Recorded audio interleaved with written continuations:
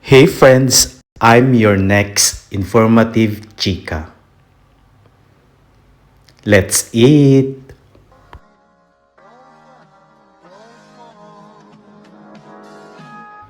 So, our topic today ay ang mga pagkain. So, ito ang ating topic today.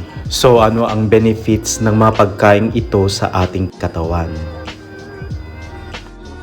So, ang mga pagkain ito ay nabibilang sa mga pagkain gawa ng mga Chinese. So, it is a Chinese food which is chow fan or riso cantonese, and then may salad po na for stagione.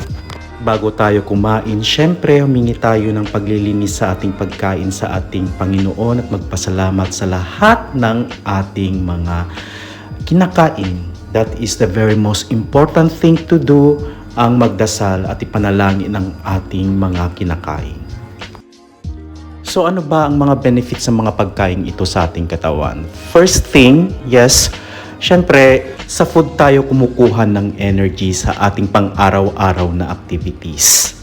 It depends to our needs, to our body type, kung ano po ang kailangan ng ating katawan. Disclaimer lang po, I'm not a nutritionist, dietarian, or a doctor. Nagbabase lang po sa aking experience. So let's go back to our topic about sa pagkain. About the food intake na ating ginagawa sa pang-araw-araw nating buhay, isa ding napakalaking responsibilidad po yan.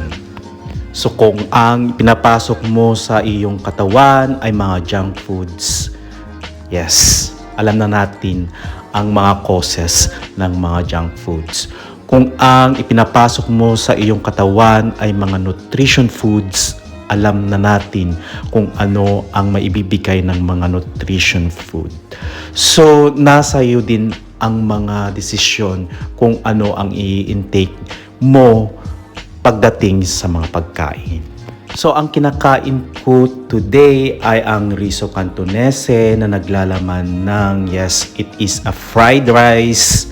Yes, alam na natin kung ano ang ginagamit sa pagpa-fried ng rice. It is a Chinese fried rice. So naglalaman po ito ng chopped minced sausage, green peas, meron siyang minced carrots, and meron siyang karne.